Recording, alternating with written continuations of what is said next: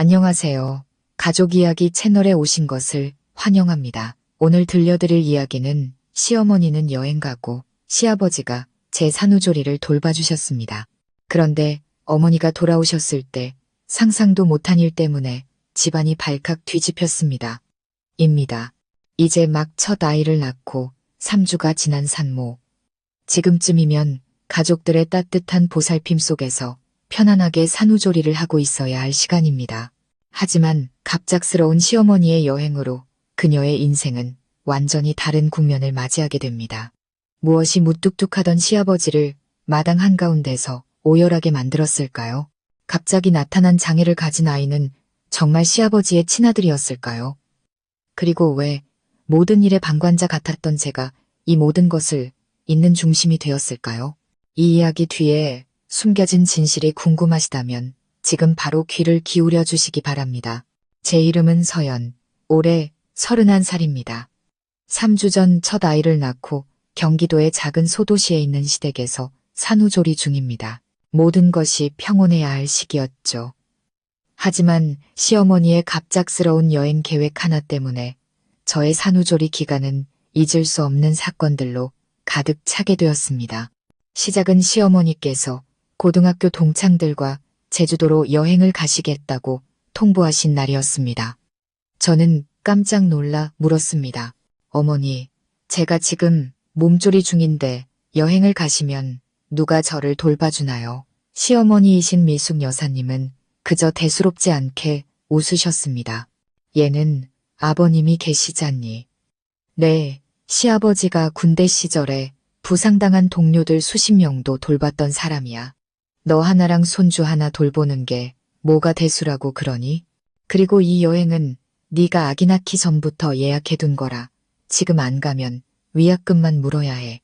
제가 무어라 더 말을 하려던 찰나 남편 민준 씨가 먼저 나섰습니다. 맞아, 서연아. 어머니 며칠 다녀오시는 건데 뭐. 아버지가 계시니 걱정 말고. 아버지가 얼마나 꼼꼼하신 분인데. 그리고 정 힘들면 옆집 아주머니께 반찬이라도 좀 부탁드리면 되지. 사람이 없는 것도 아니고. 저는 결국 입을 다물었습니다.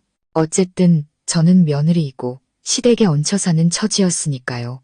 더 말해봤자 달라질 것은 없었습니다. 하지만 마음 한구석이 계속 불안했습니다. 시어머니가 캐리어를 끌고 콧노래까지 흥얼거리며 떠나시는 아침. 저는 그 뒷모습을 보며 길게 한숨을 쉬었습니다. 집안은 순식간에 어색한 정적으로 가득 찼습니다. 남편은 아침 일찍 출근해서 밤늦게 돌아왔고 집에는 저와 갓난아기 그리고 시아버지 경우 어르신 이렇게 셋만 남았습니다. 시아버지는 과묵하고 엄격한 분이셨습니다. 평소에도 저는 거의 대화를 나눠본 적이 없었죠. 집안의 모든 일은 시어머니가 도맡아 하셨고 아버님은 식사가 끝나면 조용히 서재로 들어가 책을 읽거나 라디오를 들으시는 게 전부였습니다. 그런 분이 과연 아기 기저귀를 갈고 분유를 타고 오는 아기를 달래 재울 수 있을지 상상조차 되지 않았습니다. 첫날 아버님이 제 방문을 조심스럽게 노크하셨습니다. 서연아, 미역국 끓여놨다. 어서 나와서 먹어라. 식으면 맛없다. 저는 놀라 어쩔 줄 몰라 하며 밖으로 나갔습니다. 식탁에는 김이 모락모락 나는 미역국과 따뜻한 물 한 컵, 그리고 예쁘게 깎아놓은 사과 한 접시가 놓여 있었습니다. 제가 아버님을 쳐다보며 물었습니다. 아버님, 이걸 전부 아버님이 하셨어요? 아버님은 그저 음하고 퉁명스럽게 대답하시고는 부엌으로 돌아서셨습니다. 어서 먹어. 다 먹고 아기 젖 주고 나면 설거지는 내가 할 테니. 저는 잠시 멍하니 서 있었습니다. 시아버지가 이렇게까지 적극적으로 나서 주실 줄은 꿈에도 몰랐기 때문입니다. 그 후 며칠 동안 저는 아버님이 시어머니보다 훨씬 더 세심한 분이라는 것을 알게 되었습니다. 매일 아침이면 산모에게 좋다는 쑥물을 끓여 제 좌욕을 도우셨고 점심때면 무엇이 먹고 싶은지 물어보셨습니다. 오후에는 아기의 작은 손수건과 옷가지를 하나하나 손빨래해서 마당 빨랫줄에 각을 맞춰 널어두셨습니다. 어느 날은 제가 피곤해서 깜빡 잠이 들었는데 아기 울음소리에 화들짝 놀라 깨어났습니다. 급히 거실로 달려나가 보니 아버님이 이미 아기를 안고 계셨습니다. 등을 토닥이며 낮은 목소리로 자장가를 흥얼거리시는데 아기는 울음을 그치고 아버님 품에 파고들어 새근새근 잠이 들었습니다. 저는 문가에 조용히 서서 그 모습을 바라보았습니다. 저도 모르게 눈물이 흘러내렸습니다. 며칠 뒤 아기와 함께 마당에서 아침 햇살을 쬐고 있는데 옆집 아주머니가 다가와 귓속말을 했습니다. 새댁은 정말 복받았네. 친아버지보다 더한 시아버지를 뒀으니 이 동네 아줌마들이 다들 부러워해. 저는 가볍게 웃으며 아무 말도 하지 않았지만 마음속 깊은 곳에서 따뜻한 감정이 차올랐습니다. 하지만 평화는 그리 오래가지 않았습니다. 어느 날 아침 잠에서 깨보니 아버님이 보이지 않으셨습니다. 평소처럼 부엌에서 달그락거리는 소리도 들리지 않았죠. 저는 아버님, 집에 계세요? 하고 불러보았지만 아무 대답도 없었습니다. 휴대폰은 식탁 위에 그대로 있었고 외투도 옷걸이에 걸려 있었습니다. 저는 덜컥겁이나 아기를 안고 집 안팎을 찾아 헤맸습니다. 뒷마당으로 나갔을 때 저는 그 자리에서 얼어붙고 말았습니다. 아버님이 땅바닥에 주저앉아 머리를 감싸 쥔 채 넋나간 표정을 하고 계셨습니다. 아버님, 무슨 일이세요? 아버님이 고개를 드셨는데 눈이 새빨갛게 충혈되어 있었습니다. 애미야, 내가 내 시어미 물건을 잃어버렸. 내 시어미가 그렇게 신신당부했던 그 상자 말이다. 장롱 깊숙이 숨겨뒀는데 오늘 아침에 열어보니 감쪽같이 사라졌어.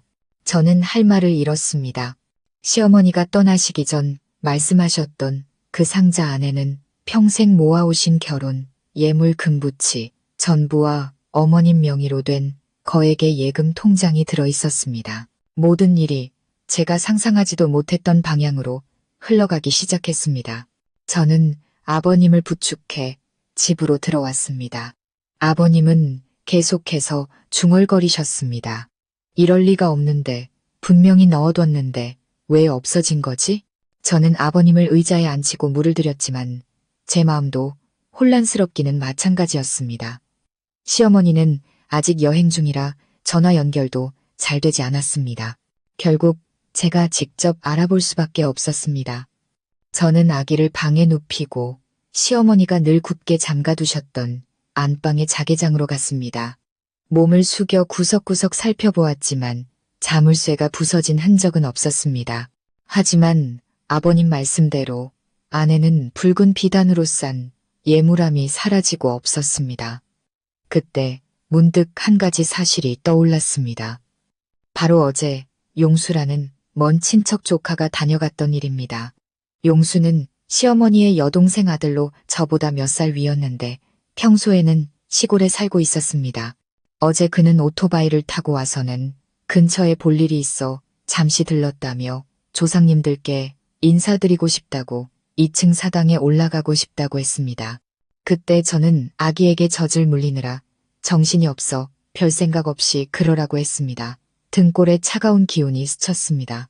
저는 아버님께 돌아가 물었습니다. 아버님, 어제 용수 오빠가 다녀갔었죠?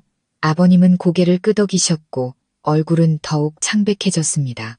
그래, 고향 가는 길에 들렀다면서 사당에 인사 좀 올리겠다고 하길래 그러라고 했지.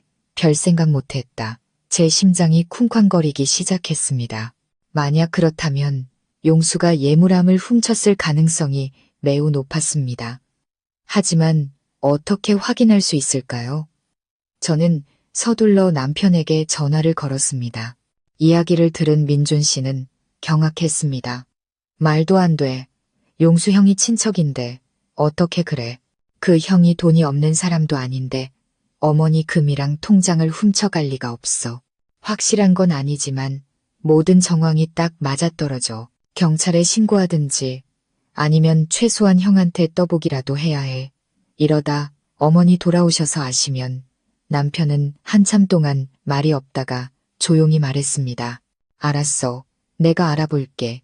하지만 일단 어머니께는 아무 말도 하지 마. 내가 용수 형한테 전화해 볼게. 그날 오후 민준 씨가 용수에게 전화를 걸었습니다. 저는 옆에서 남편의 표정 하나하나를 살피며 초조하게 기다렸습니다. 하지만 수화기 너머의 용수는 예물함과 관련 없다고 대충 얼버무리더니 바쁘다는 핑계로 서둘러 전화를 끊었습니다.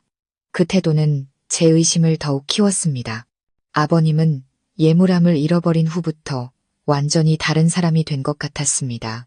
말없이 집안을 서성이며 책장과 이불장을 전부 뒤지고 심지어 부엌에 있는 낡은 과자 상자까지 하나하나 열어보며 희망을 찾으려 애쓰셨습니다. 그런 아버님을 보니 마음이 너무 아팠습니다. 이대로 진실을 밝혀내지 못하면 아버님은 죄책감에 시달리다 쓰러지실 것만 같았습니다. 그날 밤 아기가 깊이 잠든 후 저는 툇마루에 앉아 있었습니다. 여름밤의 바람결에 실려온 치자꽃 향기가 코끝을 스쳤지만 마음은 천근만근 무거웠습니다. 저는 조용히 계획을 세우기 시작했습니다. CCTV, 무슨 일이 있었는지 알 수 있는 유일한 방법은 몇 달 전 남편이 마당 주변에 설치해둔 CCTV 영상을 확인하는 것이었습니다. 저는 밤 10시가 넘어 남편을 조심스럽게 깨웠습니다. 민준 씨는 피곤한 듯 눈을 비비며 짜증 섞인 목소리로 물었습니다. 왜 그래? 무슨 일이야? 오빠가 현관 앞에 설치한 CCTV 아직 작동돼? 한번 확인해보자. 아무래도 이상해. 제 말에 남편은 벌떡 일어나 앉았습니다. 표정이 순식간에 심각해졌죠. 그는 옷을 챙겨 입고 1층으로 내려갔고 저는 아기를 안고 그 뒤를 따랐습니다. 거실 구석에는 녹화기와 작은 모니터가 벽에 붙어 있었습니다. 평소에는 마당의 강아지나 살피는 용도라 아무도 신경 쓰지 않았던 것이었죠. 민준 씨가 한참을 만지작거리더니 저를 불렀습니다. 있네. 최근 며칠 데이터가 아직 남아있어. 언제를 보고 싶은데? 어제 오후 2시에서 3시 사이 용수 오빠가 왔을 때 우리는 화면에 시선을 고정했습니다.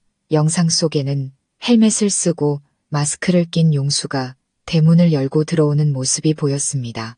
그는 아버님과 몇 마디 대화를 나눈 뒤 2층 사당으로 안내되었습니다. 그리고 이어진 장면은 저와 민준 씨를 그 자리에서 얼어붙게 만들었습니다. 아버님이 잠시 자리를 비운 사이 용수는 재빨리 주위를 살피더니 시어머니의 안방으로 들어갔습니다. 그 방에는 자개장이 있었죠. 그는 몸을 숙여 벽에 걸린 족자 뒤에서 작은 열쇠를 꺼내 장롱을 열었습니다. 그리고 붉은 비단함을 꺼내 외투 주머니 깊숙이 숨겼습니다. 저는 분노로 온몸이 떨렸습니다. 봤지? 명백히 그 사람이 가져갔어. 심지어 열쇠 숨겨둔 곳까지 알고 있었잖아. 이건 우연이 아니야. 민준 씨는 거친 숨을 내쉬며 주먹을 꽉 쥐었습니다. 용수 형이 이럴 줄은. 내 말이 맞았어. 이제 어떻게 해야 하지? 경찰에 신고할까? 저는 잠시 침묵하다가 고개를 저었습니다. 아직은 안 돼. 지금 경찰에 신고하면 어머니도 아시게 될 거고 아버님도 더 큰 충격을 받으실 거야. 일단 직접 이야기해서 스스로 돌려주게 만들어야 해. 민준 씨는 고개를 끄덕였지만 저는 그의 눈에서 깊은 실망감을 읽을 수 있었습니다. 아마 그는 배신당한 친척관계와 잘못된 믿음에 대해 생각하고 있었을 겁니다. 저 역시 마음이 편치 않았습니다. 용수가 비록 먼 친척이긴 했지만 이 집에서 밥을 먹은 적이 한두 번이 아니었고 늘 다정한 목소리로 시어머니를 이모님이라 불렀으니까요. 다음 날 아침 저는 옆집 아주머니께 아기를 잠시 맡겼습니다. 그리고 민준 씨와 함께 용수가 사는 시골로 향하는 버스에 올랐습니다. 가는 동안 저는 쪽지에 글을 썼습니다. 24시간 안에 예물함을 돌려놓지 않으면 이 CCTV 영상은 관할 파출소로 넘어갈 겁니다. 지금은 단도직입적인 방법밖에 없다고 생각했습니다. 우리가 도착했을 때 용수는 집에 없었습니다. 그의 아내는 남편이 하루 종일 일하러 나가 저녁에나 들어온다고 했습니다. 저는 그 쪽지를 CCTV 영상에서 출력한 사진과 함께 대문 틈으로 밀어 넣었습니다. 일을 마친 우리는 무거운 마음으로 집으로 돌아왔습니다. 그날 저녁 아기에게 젖을 물리고 있는데 다급하게 대문벨이 울렸습니다. 저는 깜짝 놀랐고 민준 씨가 나가서 문을 열었습니다. 용수가 서 있었습니다. 창백하게 질린 얼굴로 손에는 붉은 비단함을 꼭 껴안고 있었죠. 그는 저를 보자마자 그 자리에 무릎을 꿇었습니다. 서연아, 민준아, 내가 정말 미안하다. 내가 욕심에 눈이 멀어서 어리석은 짓을 했어. 하지만 아직 열어보지도 않았어. 그대로야. 제발 경찰에만 신고하지 말아줘. 우리 부모님 얼굴에 먹칠할 수는 없어. 저는 마당 한가운데 무릎 꿇고 있는 용수의 모습을 조용히 내려다보았습니다. 더 이상 분노는 느껴지지 않았습니다. 그저 슬펐습니다. 한때는 선량했던 한 남자가 한순간의 무력 때문에 신뢰를 저버렸다는 사실이 서글펐습니다. 다음 날 아침 제가 막 잠에서 깨어 아기 기저귀를 갈기도 전이었습니다. 쾅 하는 소리와 함께 쇠대문이 열리는 소리가 들렸습니다. 그리고 익숙한 슬리퍼 소리와 함께 캐리어 바퀴가 굴러가는 소리가 들려왔습니다. 시어머니가 돌아오신 것이었습니다. 서연아, 어디 있니? 아버님이 너희 모자 고생시키지는 않았고 어머님은 집에 들어서며 말씀하셨습니다. 옷에서는 아직 바다 내음과 햇볕, 냄새가 나는 듯 했습니다. 저는 순간 멈칫했지만 이내 평정심을 되찾았습니다. 어머님의 짐을 받아들며 최대한 태연한 척했습니다. 어머니, 오셨어요. 아버님이 정말 잘 돌봐주셔서 하나도 힘들지 않았어요. 미숙 여사님은 환하게 웃으셨습니다. 그것 봐라, 내가 뭐랬니? 내 시아버지가 꼼꼼한 사람이라고. 이제 내가 왔으니 너도 한시름 놓겠구나. 우리 강아지 선물 사왔다. 어머님은 아기를 안아 뽀뽀하시고는 즐겁게 안방으로 들어가셨습니다. 하지만 이분도 채되지 않아 어머님의 비명이 들려왔습니다. 경호 씨, 서연아, 누가 내 방에 들어왔었니? 장롱 열쇠는 어디 있고 내 예물함은 어디 갔어? 저는 급히 달려 올라갔습니다. 어머님은 이불을 전부 들추고 옷장을 활짝 열어젖힌 채였습니다. 어머니, 진정하세요. 일단 앉아보세요. 제가 차근차근 다 설명해 드릴게요. 어머님은 소리치셨습니다. 아니, 내가 내 아버님한테 그 상자 잘 간수하라고 얼마나 신신당부를 했는데 거기엔 우리 집 재산이 다 들어있단 말이야. 수천만 원짜리 통장이랑 옛날에 외할아버지가 물려주신 땅 문서까지.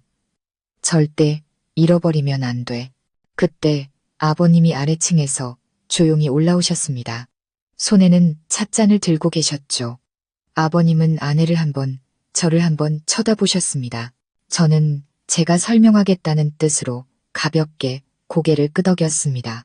저는 예물함이 사라진 것을 발견했을 때부터 용수를 의심하고 CCTV를 확인했던 일, 그리고 사진을 보내자 용수가 물건을 돌려주러 왔던 일까지 모든 것을 자세히 설명했습니다. 그리고 아직 봉인이 뜯어지지 않은 예물함을 내밀었습니다. 시어머니는 아무 말 없이 함을 확 낚아채더니 안에 든 물건들을 하나하나 확인하셨습니다. 모든 것이 그대로 있는 것을 확인한 순간 어머님은 그 자리에 주저앉아 우셨습니다. 믿을 수가 없구나.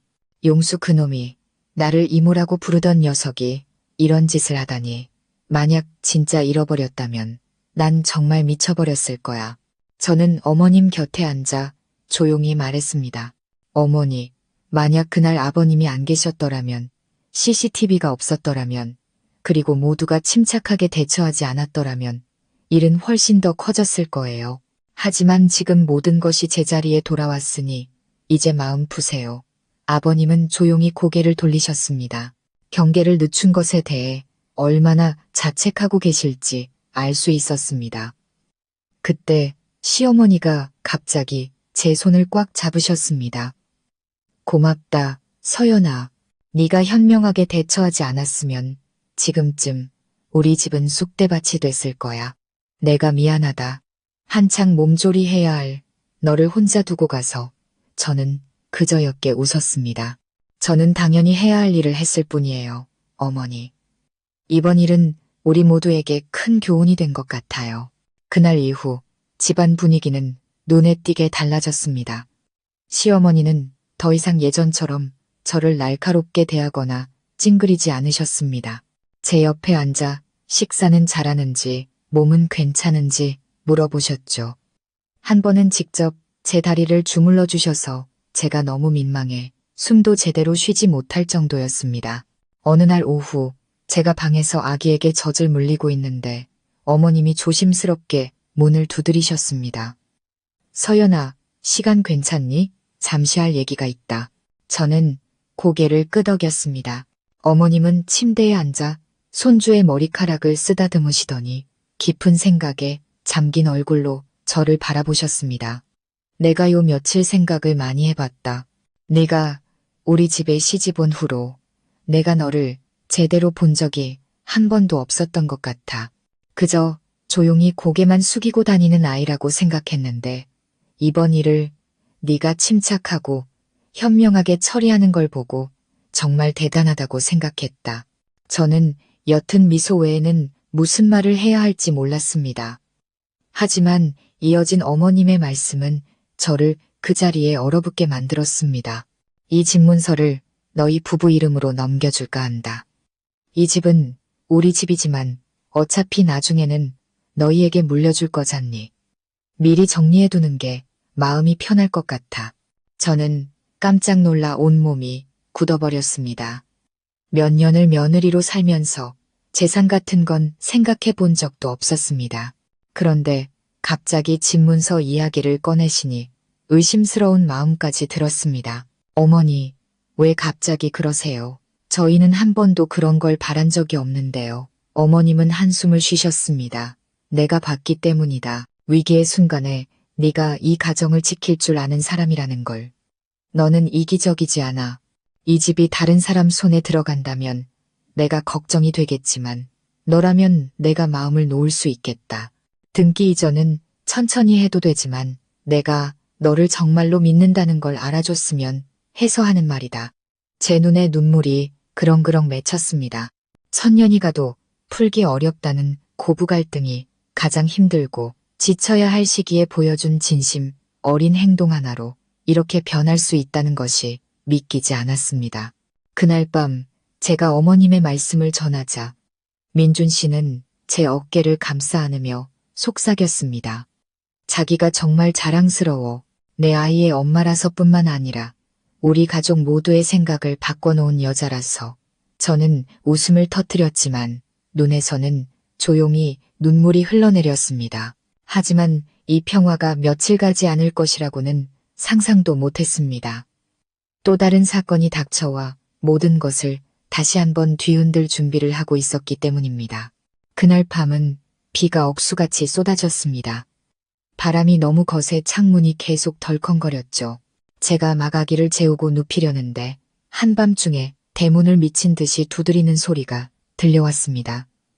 시간은 새벽 1시가 거의 다 되어가고 있었습니다. 그 소리에 온 가족이 화들짝 놀라 잠에서 깼습니다. 시어머니는 두꺼운 가운을 걸치며 중얼거리셨습니다. 이 시간에 누구지? 무슨 굳은 일이라도 생겼나? 민준 씨가 우산을 들고 대문으로 달려나갔고 저도 불안한 마음에 아기를 안고 뒤따랐습니다. 문이 열리자 흠뻑 젖은 옷에 창백하고 초췌한 얼굴을 한 낯선 여자가 비틀거리며 들어왔습니다. 그녀는 떨리는 눈으로 주위를 둘러보더니 어느새 집안에서 나온 시아버님에게 시선을 고정했습니다. 그리고는 악에 받친 목소리로 소리쳤습니다. 당신 여기서 이렇게 평온하게 살고 있었어. 내가 누군지 기억은 나. 공기가 순간 얼어붙었습니다. 저는 할 말을 잃었고 시어머니는 그 자리에 못 박힌 듯 서 계셨습니다.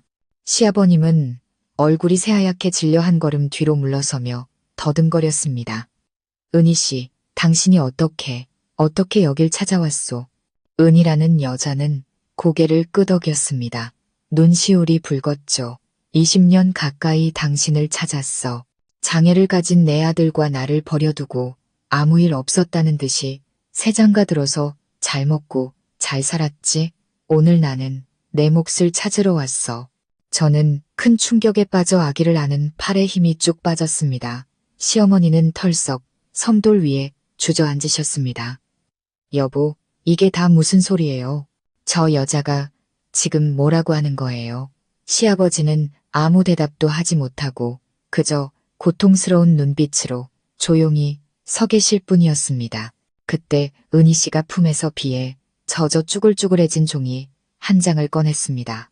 글씨는 번졌지만 똑똑히 읽을 수 있었습니다. 이건 내 아들 출생신고서야. 당신은 평생 장애 아동 보호시설에서 자란 아들을 외면했고 여기서는 새 아내, 새 자식과 떵떵거리며 살았지. 하늘이 무섭지도 않아. 비는 여전히 세차게 쏟아졌습니다. 은희 씨의 말 한마디 한마디는 듣는 사람의 심장을 찌르는 비수 같았습니다. 저는 남편을 쳐다보았습니다. 그의 얼굴도 새하얗게 질려 어찌할 바를 몰랐습니다. 제 마음속에서는 이상한 감정이 뒤섞였습니다. 산후조리 기간 동안 저를 그토록 세심하게 돌봐주시어 존경스럽기까지 했던 시아버지가 사실은 이렇게 끔찍한 비밀을 숨기고 있었다니. 칠흑 같은 하늘 위로 천둥이 울려 퍼졌지만 우리 집 마당을 가득 채운 숨막히는 침묵을 깨뜨리지는 못했습니다. 저는 이제부터 모든 것이 예전 같지 않으리라는 것을 직감했습니다. 폭풍우가 지나간 뒤 우리 집은 마치 폭격을 맞은 듯 했습니다. 밤새도록 아무도 입을 열지 않았습니다. 다음 날 아침 하늘은 사람들 마음만큼이나 흐렸습니다. 시어머니는 이른 아침부터 식탁에 앉아 넉나간 눈빛을 하고 계셨습니다. 아버님이 내려오시자 어머님은 의자를 가리키며 말씀하셨습니다. 앉아요. 하나부터 열까지 숨김없이 전부 다 듣고 싶으니까. 아버님은 고개를 숙인 채 천천히 자리에 앉았습니다. 떨리는 두 손을 마주 잡고 계셨죠. 민준 씨도 어머니 곁에 앉았고 저는 아기를 안고 문가에 서서 감히 끼어들지 못했습니다. 아버님이 무거운 목소리로 입을 열었습니다.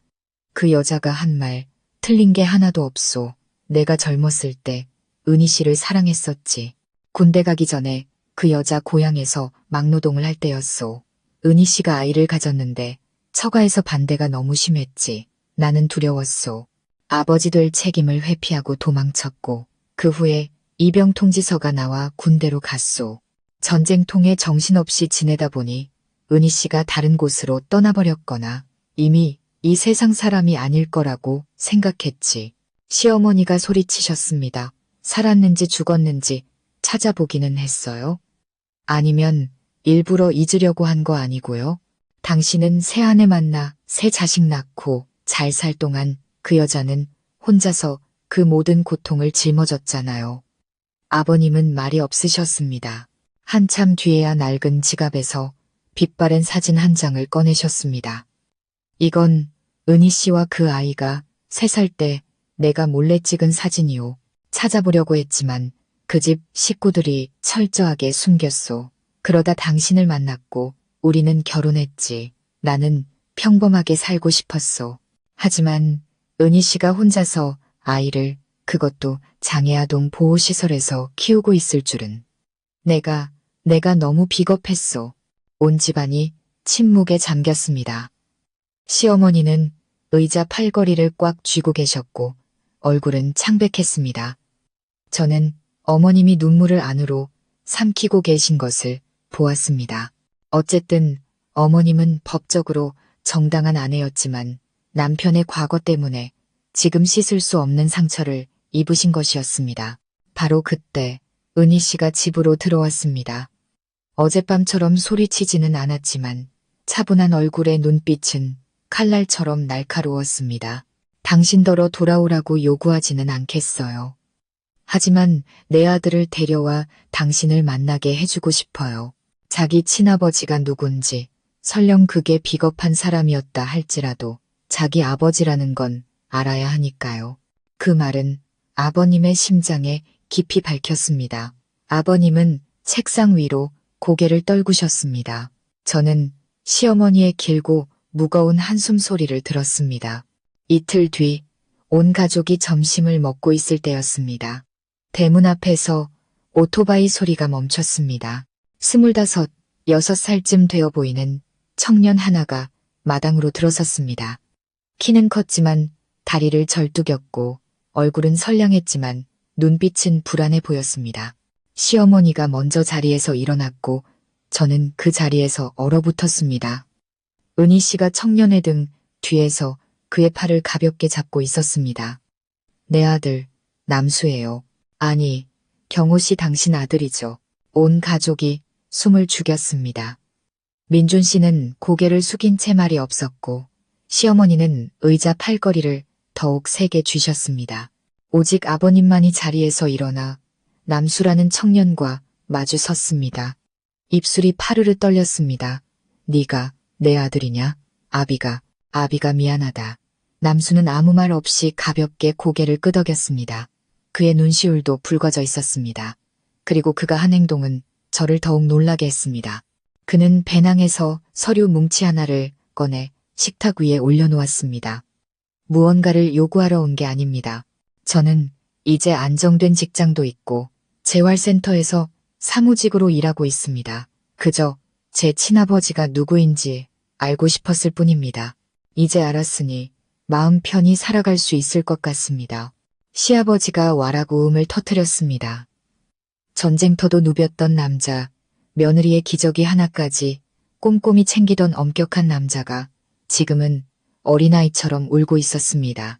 시어머니가 뜻밖에도 자리에서 일어나 남수 앞에 물 한 잔을 놓아주셨습니다. 물 한 잔 마시게. 이 집에서 자네를 제대로 대접하는 거라고 생각해줬으면 하네. 자네 어머니가 평생 고생한 거 나도 알아. 하지만 자네 아버지처럼 이 세상 모든 사람이 무심한 건 아니라는 것도 알아줬으면 좋겠네. 원한다면 이제 여길 자네 집이라고 생각해도 좋아. 남수는 고개를 들어 입술을 굳게 다물었습니다. 그는 모두에게 고개를 숙여 인사했습니다. 감사합니다, 아주머니. 하지만 저는 이만 돌아가 보겠습니다. 어머니가 몸이 안 좋으셔서 병원에 모시고 가봐야 합니다. 제가 온 건 마지막 인사를 하기 위해서였습니다. 저는 용서하겠습니다. 하지만 더 이상 얽히고 싶지는 않습니다. 각자의 삶이 있으니까요. 그는 등을 돌려 걸어나갔습니다. 조용하지만 당당한 그의 뒷모습에 마당의 모든 것이 정지한 듯 했습니다. 대문이 조용히 닫혔지만 그 소리는 마치 각자의 마음에 깊은 상처를 남기는 듯 했습니다. 저는 시어머니를 보았습니다. 그분의 눈시울도 붉어져 있었습니다. 그리고 아버님은 늙고 초라해진 그 남자는 그저 지팡이에 기댄 채 남수가 사라진 방향을 멍하니 바라볼 뿐이었습니다. 그날 오후 제가 마당에서 빨래를 걷고 있는데 시어머니가 다급하게 저를 부르셨습니다. 서연아, 이리 와서 이것 좀 보렴. 제가 달려가 보니 어머님은 작은 봉투 하나를 들고 계셨습니다. 겉에는 경호씨 댁에 아들 남수 올림이라고 또렷하게 쓰여 있었습니다. 어머님이 떨리는 손으로 봉투를 열자 안에는 학생용 편지지에 꾹꾹 눌러 쓴 손편지와 유전자 검사 결과지 사본 한 장이 들어 있었습니다. 우리는 다시 모여 앉았습니다. 민준 씨가 목이 매는 목소리로 한 글자 편지를 읽어 내려갔습니다. 저의 갑작스러운 등장으로 가족분들께 혼란을 드린 점 죄송합니다. 하지만 차마 직접 말씀드리지 못한 이야기가 있습니다. 저는 경호 씨의 친아들이 맞습니다. 어머니가 간직하고 계셨던 머리카락으로 확인했습니다. 동봉된 검사 결과지는 병원에서 발급받은 사본입니다. 저는 아버님을 쳐다보았습니다. 아버님은 눈도 깜빡이지 않고 입술만 달싹일 뿐 아무 소리도 내지 못하셨습니다. 하지만 편지는 계속되었습니다. 저는 돈도 가족도 필요 없습니다. 하지만 제게는 배다른 남동생이 하나 있습니다. 지금은 보호시설에서 지내고 있습니다. 가벼운 지적 장애가 있어 아무도 입양하려 하지 않습니다. 혹시 가능하다면 가족분들께서 그 아이가 기술을 배우거나 하다못해 가끔 찾아가 돌봐주실 수 있는지 부탁드리고자 정보를 남깁니다. 그 아이가 자신에게도 기댈 수 있는 가족이 있다는 사실을 모르고 자라게 하고 싶지 않습니다. 시어머니는 손으로 입을 막으셨습니다. 저는 어머님이 눈물을 감추기 위해 고개를 돌리시는 것을 보았습니다. 저는 남수가 안쓰러우면서도 이 이야기의 깊이에 또 한 번 충격을 받았습니다. 은희 씨 같은 여인이 평생 두 아이를, 그것도 한 명은 장애를 가진 아이를 키우면서도 저런 너그러움을 가질 수 있다니.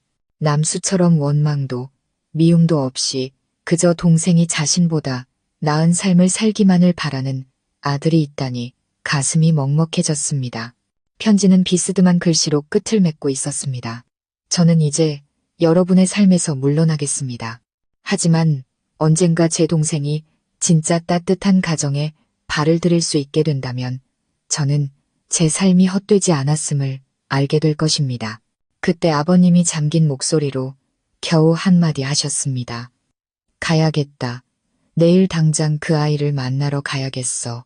다음날 아침, 아직 동이 트기도 전에 아버님은 짐을 챙기기 시작하셨습니다.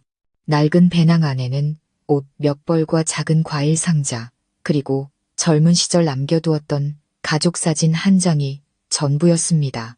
저는 아버님이 오랫동안 나무 식탁에 앉아 떨리는 손으로 셔츠 단추를 하나하나 잠그는 모습을 보았습니다. 눈은 잃어버린 시간을 되찾으려는 듯 사진에 고정되어 있었습니다. 시어머니가 따뜻한 차가 담긴 주전자를 들고 들어오셨습니다. 어머님은 찻잔을 내려놓으며 말씀하셨습니다. 가시더라도 어디로 가시는지는 말씀해 주세요. 막지는 않겠지만 이번에는 중간에 포기하지 마세요. 아버님은 한참 말이 없으시다가 쉰 목소리로 겨우 입을 열었습니다. 그 아이가 어떤 모습일지 모르겠지만 만약 내가 가지 않으면 평생을 후회하며 살게 될 거요. 내가 이제 와서 무엇을 더 바로잡을 수 있겠소. 민준 씨가 함께 가겠다고 했지만 아버님은 거절하셨습니다. 혼자서 마주해야 할 일이며 누구도 대신 짊어질 수 없는 진실이라고 하셨습니다. 저는 아버님의 눈에서 더 이상 단순한 죄책감이 아닌 생의 마지막 전투를 준비하는 늙은 군인과 같은 굳은 결의를 보았습니다. 떠나시기 전 아버님은 요람에서 평화롭게 잠든 태어난 지 3주 된 손자를 돌아보셨습니다.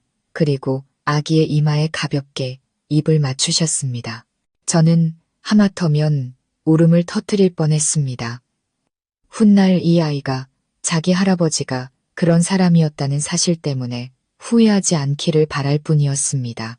아버님이 속삭이셨습니다. 아버님이 타신 버스는 남수가 편지에 언급했던 강원도 외곽의 한 보호시설로 가는 마지막 차였습니다. 아버님 손에는 현우라는 아이의 이름과 주소가 적힌 작은 쪽지가 들려 있었습니다. 남수의 배다른 동생으로 가벼운 지적 장애가 있어 말을 하지 못하고 겨우 몇 글자를 삐뚤빼뚤 쓰며 간단한 지시만 알아들을 수 있는 아이. 3살 때부터 시설에 맡겨졌다고 했습니다. 집에서 저는 안절부절 못했고 시어머니는 계속 집안을 서성이며 휴대폰에서 눈을 떼지 못하셨습니다. 오후 중반이 되어서야 아버님에게서 전화가 왔습니다. 전화기 너머로 들려오는 아버님의 목소리는 피곤함과 감격이 뒤섞여 심하게 잠겨 있었습니다. 만났다. 현우, 나 어릴 적 모습이랑 똑같이 생겼어. 곱슬머리에 귀가 살짝 솟은 것까지 말을 하지는 못하더구나. 그런데 내가 남수 사진을 보여주니 아이가 환하게 웃으면서 자기 가슴을 가리키고 또 나를 가리키더라.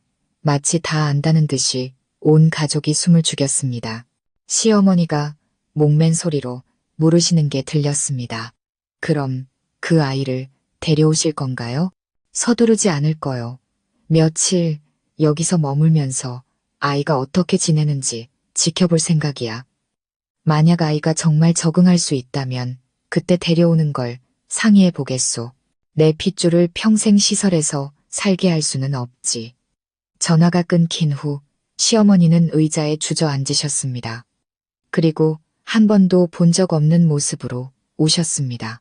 내 인생에 이런 날이 올 줄은 정말 몰랐네.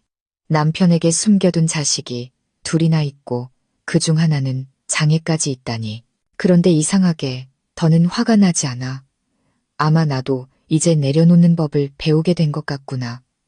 저는 어머님 곁에 앉아 손을 잡아드렸습니다.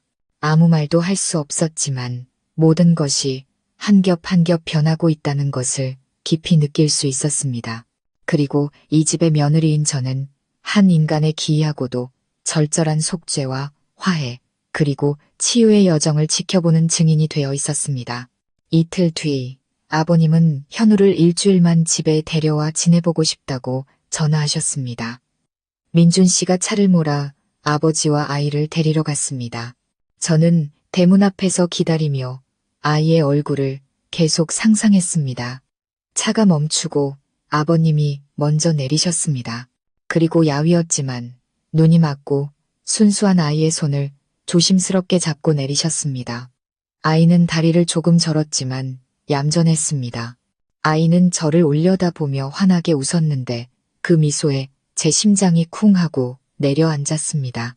원망도 두려움도 없는, 자신이 버려졌었다는 사실조차 모르는 어린아이의 순수한 미소였습니다. 제가 두 팔을 벌리자 아이는 다가와 제 배에 조심스럽게 손을 얹었습니다. 제 품에는 곤히 잠든 제 아들이 있었죠. 그러고는 제 아들을 가리키고 자기 가슴을 가리키고 마지막으로 아버님을 가리켰습니다. 저는 더 이상 아무 설명도 필요 없었습니다. 제 마음속에서 그 아이는 이미 가족이었습니다.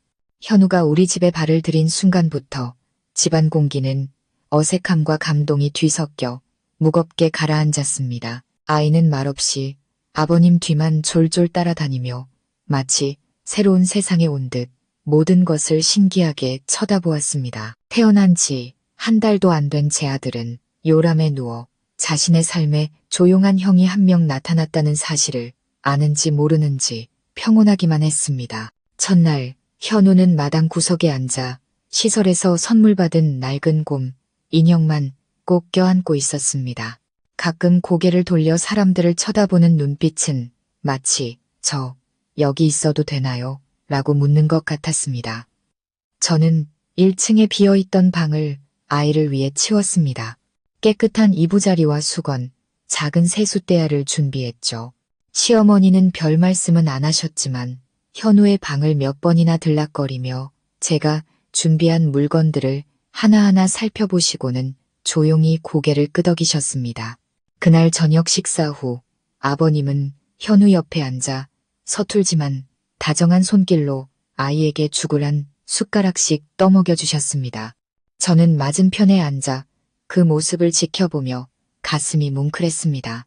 한때 아버지의 책임을 외면했던 남자가 이제 와서 자신이 버렸던 아이에게 20년 넘는 세월을 보상하려는 듯 작은 행동 하나하나를 배우고 있었습니다. 현우는 말없이 고개만 숙이고 밥을 먹었습니다. 하지만 아이가 곰인형을 더 꽉 쥐는 것을 보았습니다. 지금 느끼는 따뜻함을 기억하려는 듯이 말이죠. 둘째 날 남편 민준 씨가 먼저 현우를 뒷마당으로 데리고 나가 플라스틱 공을 가지고 놀아주었습니다. 아이는 다른 아이들처럼 재빠르게 뛰지는 못했지만 공이 자기 쪽으로 굴러올 때마다 조심스럽게 발로 차며 까르르 웃었습니다. 민준 씨는 잠시 쉬는 동안 현우가 자기 손을 잡고 한참을 쳐다보더니 손가락으로 손바닥에 기격이라고 썼다고 했습니다. 무슨 뜻인지는 모르겠지만 글자를 배우고 있거나 무언가 말하려 애쓰는 것 같았다고요. 저녁에는 제가 옆집에서 얻어온 낡은 한글 자모 음판으로 현우에게 글자를 하나씩 가르쳐 주었습니다. 놀랍게도 아이는 배우는 속도가 매우 빨랐습니다. 손가락으로 짚어주는 글자마다 금세 외웠죠. 아라는 글자에 이르렀을 때 현우는 갑자기 저를 가리키고 제 아들을 가리키더니 환하게 웃었습니다.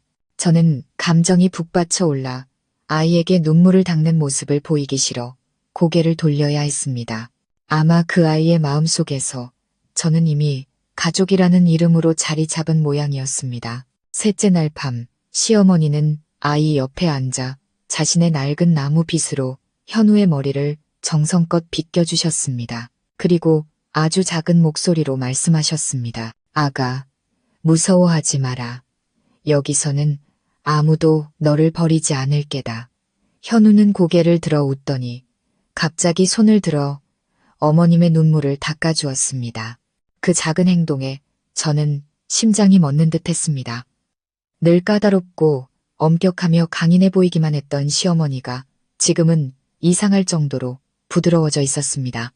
저는 어쩌면 이 상처받은 아이가 세상사에 메말랐던 사람들의 마음까지 녹이고 있는 것은 아닌가 생각했습니다.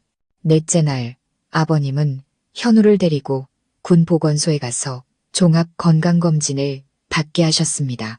의사는 아이가 경미한 지적장애를 앓고 있지만 제대로 된 교육만 받으면 간단한 기술을 배우거나 독립적인 생활도 충분히 가능하다고 진단했습니다. 집에 돌아온 아버님은 기쁜 얼굴로 그 소식을 전하며 온 가족에게 말씀하셨습니다. 현우도 평범하게 살 수 있답니다. 우리가 인내심을 갖고 도와주기만 하면요.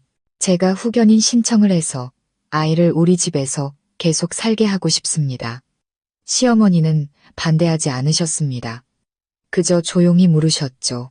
그럼 남수한테는요? 그 아이한테는 어떻게 말씀하실 건가요? 아버님은 깊은 생각에 잠겼습니다. 남수는 나를 용서했지만 나는 아직 나 자신을 용서하지 못했소. 현우를 키우는 것은 내 속죄의 일부요. 누가 나를 어떻게 평가하든 상관없소. 그저 내 마음이 편해지기 위해서라도 그렇게 해야겠소. 저는 아버님을 이해했습니다. 평생의 죄책감을 짊어진 늙은 남자가 남은 생을 의미 있게 살아갈 이유를 찾고 싶어하는 간절함이 보였습니다. 그리고 아무도 기대하지 않았던 아이, 현우가 바로 아버님의 인생 여정에서 마지막 희망의 빛이 되어준 것이었습니다. 그날 밤 저는 남수에게 손편지를 썼습니다. 현우가 공을 차는 모습, 글자를 배우는 모습, 온 가족과 함께 밥을 먹는 모습이 담긴 사진 몇 장을 함께 넣었습니다. 저는 그 짧지만 의미 깊었던 며칠간의 이야기, 아버님의 변화, 시어머니의 조용한 수용, 그리고 가족이 무엇인지 처음으로 느끼기 시작한 한 아이에 대해 적었습니다. 이틀 뒤 남수에게서 답장이 왔습니다. 편지에는 이렇게 쓰여 있었습니다. 현우가 돌아갈 곳이 생겨서 기쁩니다. 가능하다면 며칠 휴가를 내어 동생을 보러 가겠습니다. 아버지를 다시 받아들이기 위해서가 아니라 평생 어머니가 가슴으로 품었던 내 동생을 보기 위해서입니다. 저는 편지를 모든 사람에게 읽어주었습니다. 아버님은 조용히 고개를 끄덕이셨습니다. 시어머니는 고개를 돌리셨지만 저는 그분의 어깨가 가늘게 떨리는 것을 보았습니다.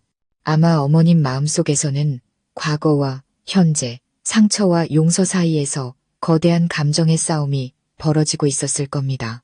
그리고 방관자처럼 보였던 저는 어느새 이 불완전한 가족의 흩어진 조각들을 이어주는 다리가 되어 있었습니다.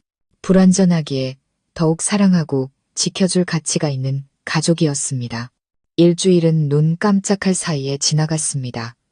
현우는 이제 집안 생활에 제법 익숙해졌습니다. 처음처럼 아버님 등 뒤에 숨어 수줍어하지 않고 이제는 스스로 밥그릇을 들고 서툰 손길로 남아 밥을 먹을 줄 알게 되었습니다. 오후에는 민준 씨와 마당에서 공을 찼고 저녁이면 제 옆에 앉아 한글을 배웠습니다.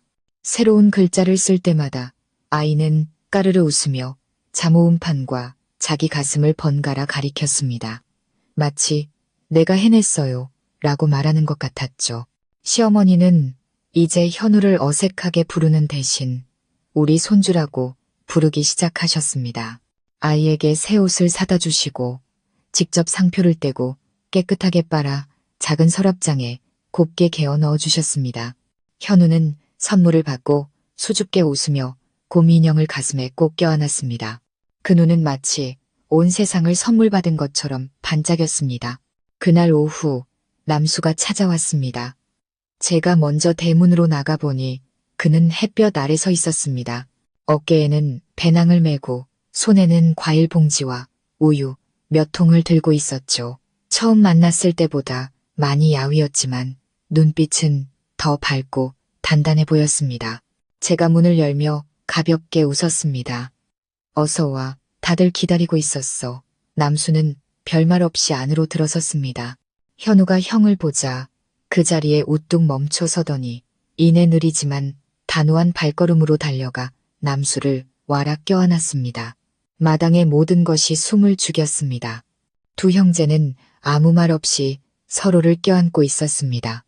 하지만 남수의 눈물이 동생의 어깨 위로 떨어지는 것을 보지 못한 사람은 아무도 없었습니다. 아버님이 뒤에 서서 지팡이에 몸을 의지한 채 붉어진 눈시울을 애써 감추며 낮은 목소리로 말씀하셨습니다. 와줘서 고맙다. 네가 나를 용서해 주길 바라지는 않는다. 그저 내가 내 남은 인생 동안이라도 옳은 일을 하고 싶다는 걸 이해해 주길 바랄 뿐이다. 남수는 현우를 놓고 아버님을 돌아보았습니다. 눈빛은 처음처럼 날카롭지 않았습니다. 현우는 아버지의 핏줄이니 제가 막을 권리는 없습니다. 그리고 이제 더는 원망하지도 않습니다. 하지만 아버지를 아버지라고 부르기에는 아직 마음의 준비가 되지 않은 것 같습니다. 시어머니가 남수의 어깨에 손을 얹으며 다정한 목소리로 말씀하셨습니다. 시간이 해결해 줄 게다. 모든 원망은 지나가기 마련이야. 아주 작은 사랑이라도 남아있다면 언제든 다시 이어질 수 있는 거란다. 그날 저녁 식사는 처음으로 사대가 함께했습니다. 할아버지, 할머니, 아버지, 어머니, 친손자, 그리고 혼외자까지 아무도 과거에 대해 말하지 않았고 누구도 잘못을 들추지 않았습니다. 그저 숟가락이 그릇에 부딪히는 소리, 할머니가 집어준 고기 반찬에 현우가 수줍게 웃는 소리, 그리고 동생이 맛있게 먹는 모습을 보며 남수의 눈이 반짝이는 소리만이 식탁을 채웠습니다. 식사 후 남수는 저와 민준 씨와 따로 이야기를 나누었습니다. 그는 죄책감으로 가득했던 어린 시절, 홀어머니라는 이유로 세상에 손가락질을 받았던 어머니의 삶, 그리고 어머니가 야근을 하며 두 형제를 먹여 살리는 동안 보호시설에서 먹었던 맛없는 저녁에 대해 이야기했습니다. 담담한 목소리였지만 한마디 한마디가 제 가슴을 후벼 파는 것 같았습니다. 아버지를 정말 많이 미워했어요. 하지만 어머니는 늘 말씀하셨죠. 네가 사람답게 살고 싶다면 누구도 미워하지 말라고요. 이제야 그 뜻을 알 것 같아요. 미움은 나 자신만 지치게 할 뿐이더라고요. 제 동생만큼은 저처럼 버려졌다는 느낌 속에서 자라게 하고 싶지 않아요. 민준 씨가 남수의 어깨를 두드렸습니다. 너 정말 강한 사람이구나. 내가 너였다면 그렇게 마음이 넓지 못했을 거야. 남수는 슬프게 웃었습니다. 저도 모든 걸 외면하고 싶었던 적이 있었어요. 하지만 이제는 그저 마음 편하게 살고 싶을 뿐이에요. 그날 밤 모두가 잠든 후 제가 마당으로 나갔을 때 아버님이 배나무 아래 혼자 앉아 계셨습니다. 노란 불빛이 아버님의 초췌한 얼굴을 비추고 있었죠. 저는 차 한 잔을 따라 아버님 곁에 앉았습니다. 아버님, 현우 후견인 절차 정말 진행하실 건가요? 아버님은 고개를 끄덕이셨습니다. 내가 건강하게 지낼 날이 얼마 남지 않았어. 그 아이에게 더 늦기 전에 몇 가지라도 가르쳐주고 싶구나. 늦었지만 가족이 있다는 걸 모르고 자라게 하는 것보다는 낫겠지. 저는 아버님을 바라보며 가슴이 먹먹해졌습니다. 한때는 제 밥 한 술, 잠자리 하나까지 간섭하던 엄격한 남자가 이제는 자신의 오랜 과오와 싸우고 있는 늙은 아버지의 모습으로 서 있었습니다.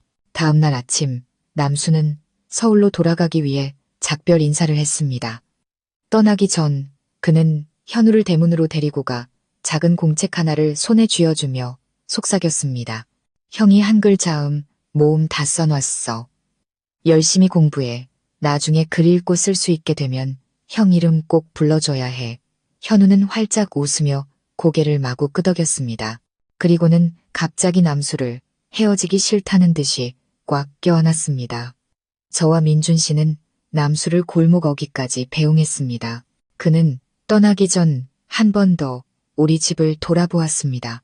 눈빛에는 슬픔이 담겨 있었지만 더 이상 원망은 없었습니다.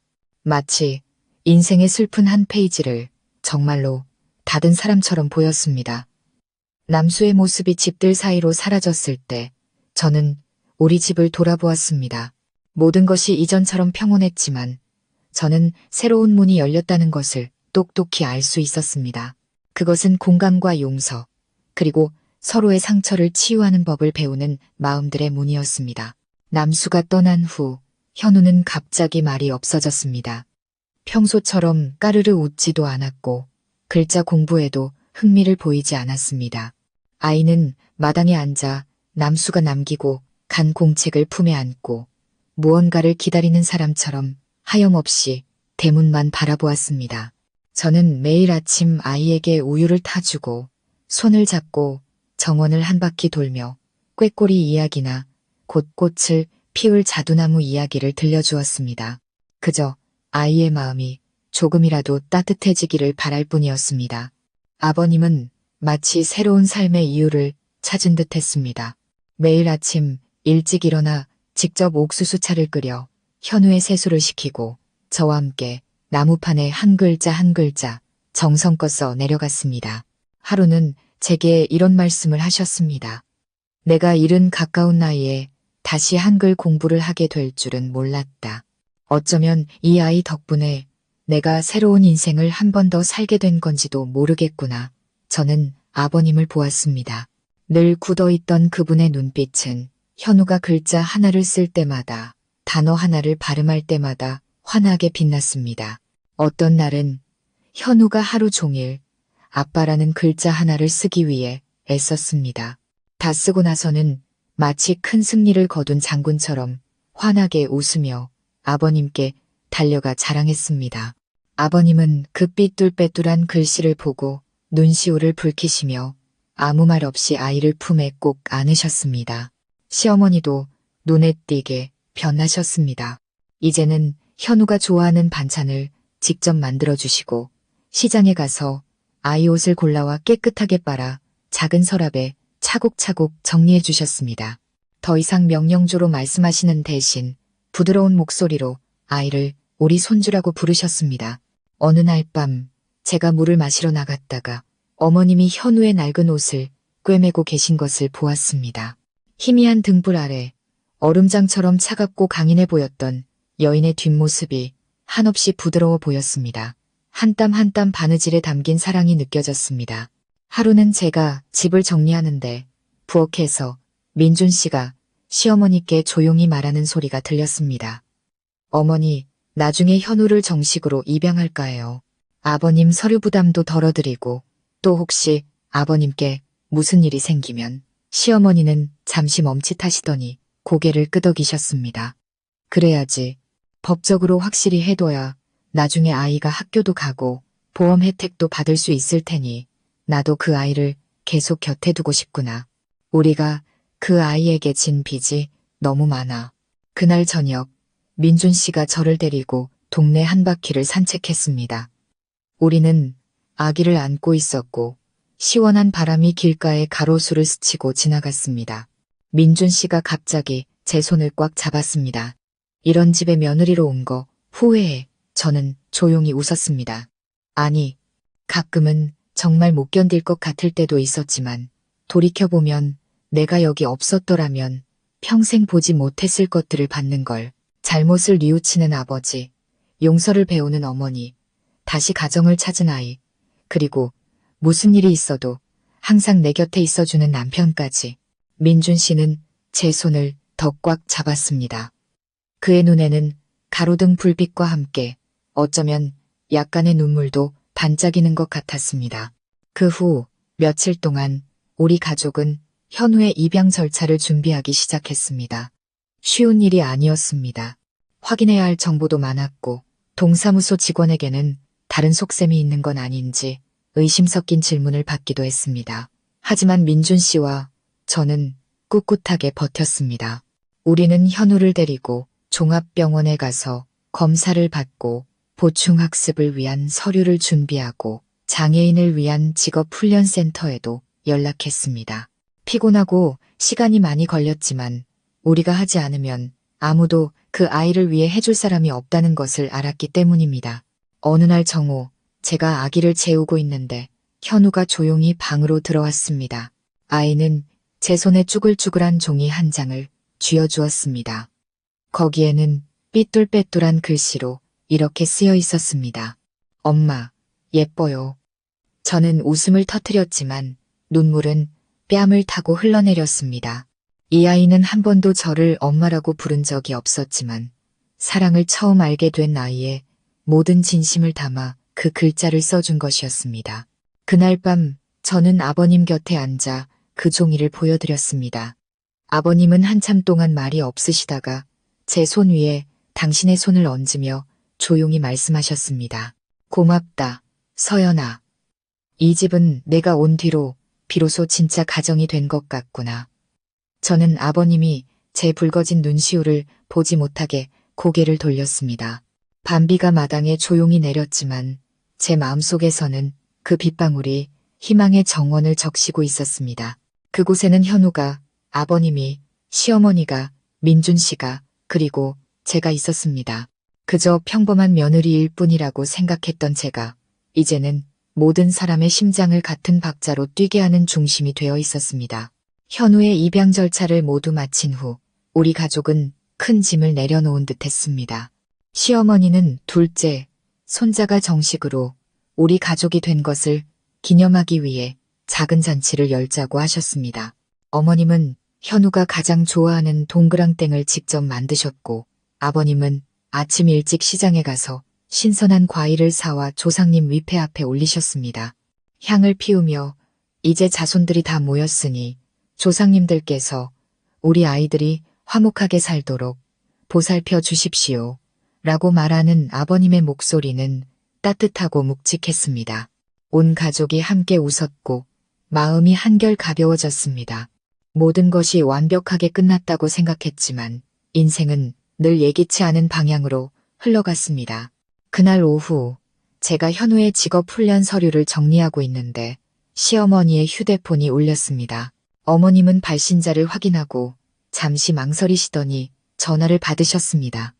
인사를 나눈 직후 어머님의 얼굴이 굳어지는 것을 보았습니다. 수화기 너머에서 들려오는 긴 이야기에 어머님의 손이 떨리기 시작했습니다. 전화를 끄는 어머님은 의자에 주저앉으셨고 얼굴은 새하얗게 질려 있었습니다. 어머니, 무슨 일이세요? 어머님이 고개를 드셨는데 목소리가 갈라져 나왔습니다. 내 시아버지의 형님, 그러니까 큰아버님이 돌아가셨단다. 그런데 돌아가시기 전에 편지를 하나 남기셨는데 수십 년 전에 내 시아버지가 이름만 빌려줘서 보증을 서준 땅, 빚에 대한 이야기였어. 저는 그 자리에서 얼어붙었습니다. 어머님은 계속 말씀하셨습니다. 땅 문서는 내 시아버지 이름으로 되어 있지만 돈을 빌린 건 큰아버님이었어. 그런데 이제 채권자들이 소송을 걸어왔단다. 돈을 갚지 않으면 이 땅을 압류하겠다고. 그 땅은 바로 우리가 살고 있는 이 집이었습니다. 저는 눈앞이 캄캄해졌습니다. 이제 막 피어나려던 행복이 순식간에 불안으로 바뀌었습니다. 제가 아이를 낳고 며느리로 살며 남편과 아이와 함께 추억을 쌓아온 이 집이 오래된 빚 때문에 경매로 넘어갈 위기에 처한 것이었습니다. 소식을 들은 민준 씨는 곧장 이곳저곳에 전화를 돌려 알아보기 시작했습니다. 저도 이웃들에게 물어보고 옛날 서류들을 뒤졌습니다. 모든 정보는 사실이었습니다. 등기부등본은 아버님 명의로 되어 있었고 20여 년 전 큰아버님을 위해 거액의 대출 보증을 서준 것도 사실이었습니다. 이제 돈을 빌린 사람은 세상을 떠났고 상속자들은 책임을 회피하고 있었기에 은행은 보증을 선 아버님에게 빚을 요구하고 있었습니다. 시어머니는 넋이 나간 채 앉아 계셨습니다. 세상에, 내가 평생을 아껴서 지붕 고치고 마당 고치며 살아왔는데 이제 와서 맨손으로 쫓겨나게 생겼구나. 저는 아무 위로도 할 수 없었습니다. 민준 씨는 우리가 대출을 받고 모아둔 돈을 합치면 어떻게든 막을 수 있지 않을까 했지만 액수가 너무 컸습니다. 우리 부부가 몇 년을 꼬박 모아도 감당할 수 없는 돈이었습니다. 아버님이 방에서 나오셨습니다. 표정에는 놀란 기색이 없었습니다. 마치 오래전부터 이 날을 준비한 사람처럼 차분한 목소리로 말씀하셨습니다. 이 일이 언젠가는 터질 줄 알았소. 그 당시 형님이 너무 어렵다고 해서 형제니까 도와줘야 한다고 생각했지. 하지만 형님이나 모르게 다른 곳에서도 돈을 빌려 나를 모든 빚의 보증인으로 만들 줄은 몰랐소.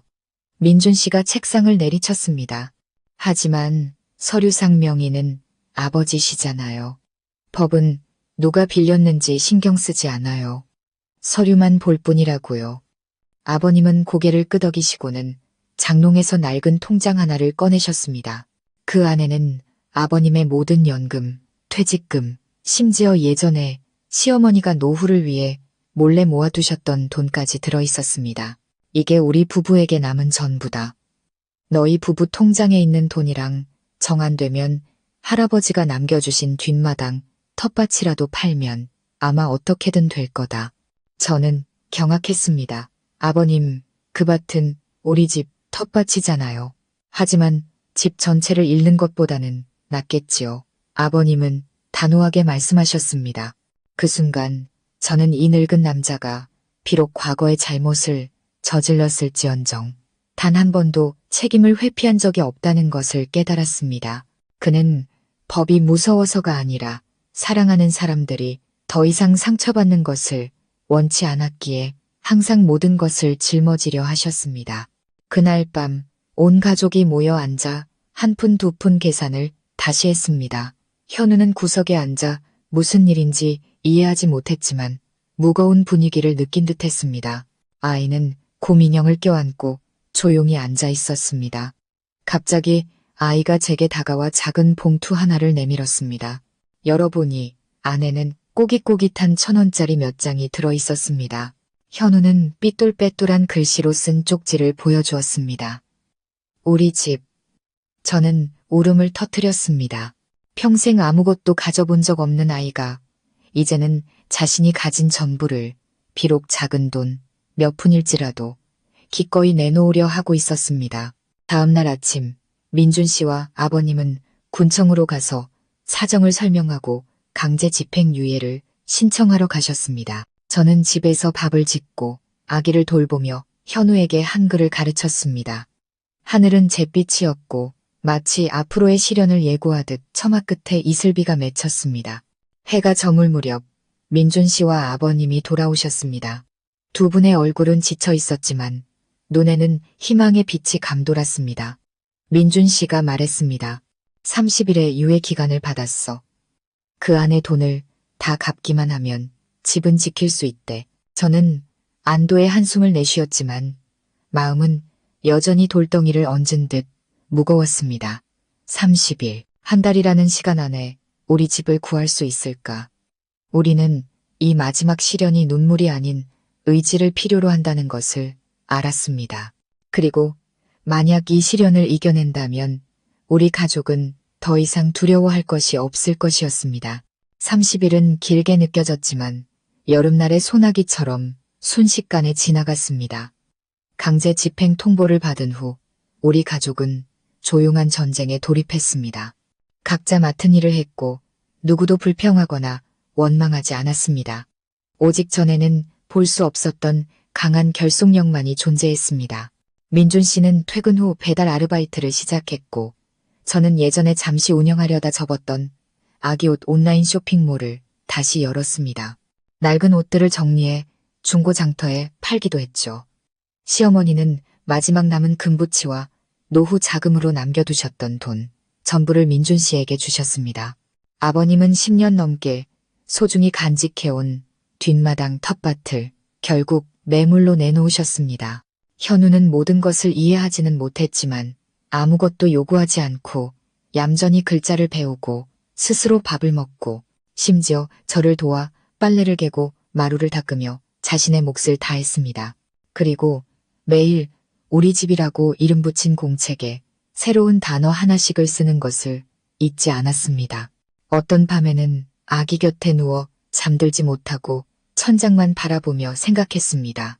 한 달 뒤에 모든 것이 무너진다면 나는 이 아이를 데리고 어디로 가야 할까? 현우는 어디로 보내야 할까? 하지만 그럴 때마다 아버님의 담담한 눈빛, 민준 씨의 거친 손, 시어머니의 헌신적인 모습이 제 마음을 그 어느 때보다 단단하게 만들었습니다. 마감 시한이 열흘 남았을 때였습니다.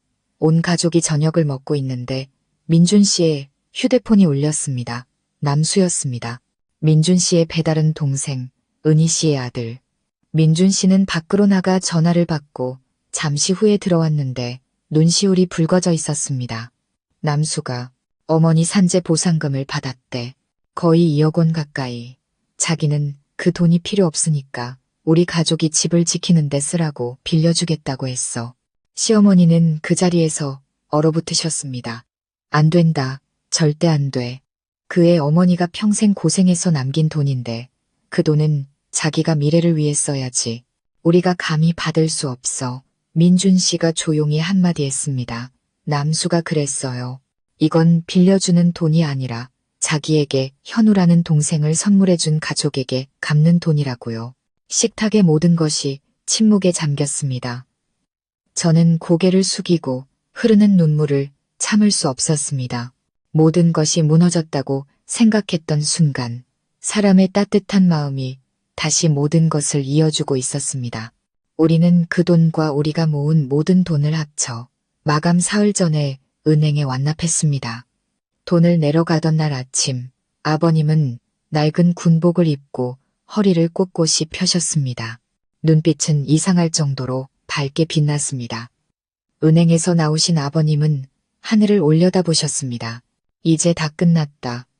이제 우리 가족 발 뻗고 잘 수 있겠구나. 사흘 뒤 동사무소 직원이 나와 대출금이 완납되었음을 확인하고 돌아갔습니다. 대문에 붙어 있던 붉은색 강제 집행 예고장도 떼어졌습니다. 조용했던 집에 웃음소리가 가득 찼습니다. 시어머니는 팥죽을 한 솥 끓여온 동네 사람들을 불러 잔치를 벌였습니다. 이웃 아주머니들이 웃으며 농담을 했습니다. 서연세댁은 정말 복덩이야. 시댁 식구들을 다 바꿔놓고 시아버님은 이제 이 동네 명물이 다 됐네. 저는 그저 웃기만 했습니다. 복이 아니라 제가 지난 몇 년간 며느리로 살며 끈질기게 붙잡았던 아주 작은 인내와 사랑, 그리고 믿음이 가져온 결과라는 것을 저만은 알고 있었으니까요. 그날 밤 모든 정리가 끝난 후 저는 아기를 안고 툇마루로 나갔습니다. 시어머니는 의자에 앉아 정원을 바라보고 계셨습니다. 배나무에는 벌써 첫 열매가 주렁주렁 열려 있었죠. 현우는 그 옆에 앉아 흰 도화지에 열심히 색칠을 하고 있었습니다. 힐끗 보니 기와지붕과 삐뚤어진 굴뚝이 있는 집, 그리고 네 사람이 손을 잡고 있는 그림이었습니다. 맨 아래에는 삐뚤빼뚤한 글씨로 현운의 집이라고 쓰여 있었습니다. 저는 눈물을 참을 수 없었습니다. 버려졌던 아이, 그림자처럼 조용히 살아가던 아이가 이제 자신만의 따뜻한 보금자리를 그릴 줄 알게 된 것이었습니다. 완벽하지는 않지만 아이의 마음을 머물게 하기에 충분한 사랑이 있는 집. 아버님이 뒤에 와서 한참을 서서 지켜보시더니 조용히 말씀하셨습니다. 내가 과거에 잘못한 것이 많다는 걸 안다. 하지만 너와 민준이 그리고 현우 덕분에 돌아갈 집이 있다면 어떤 잘못도 바로잡을 수 있다는 걸 이제야 알게 됐다. 저는 아버님을 보며 조용히 고개를 끄덕였습니다. 그날 밤 저는 아무 꿈도 꾸지 않았습니다. 제 마음은 아주 오랜만에 폭풍우를 지나 마침내 자신의 보금자리에서 불씨를 지켜낸 한 여인의 평온함 속에서 깊은 잠에 빠져들었습니다. 시청자 여러분, 시어머니는 여행 가고 시아버지가 제 산후조리를 돌봐주셨습니다. 그런데 어머니가 돌아오셨을 때 상상도 못한 일 때문에 집안이 발칵 뒤집혔습니다. 이야기를 끝까지 들어주셔서 감사합니다. 가족 간의 사랑과 용서, 그리고 책임감에 대한 깊이 있는 이야기를 좋아하신다면 오늘 바로 저희 가족 이야기 채널을 구독하여 새로운 영상들을 놓치지 마세요. 다음 이야기에서 다시 뵙겠습니다. 여러분 모두 늘 건강하고 가족과 함께 행복하시기를 바랍니다.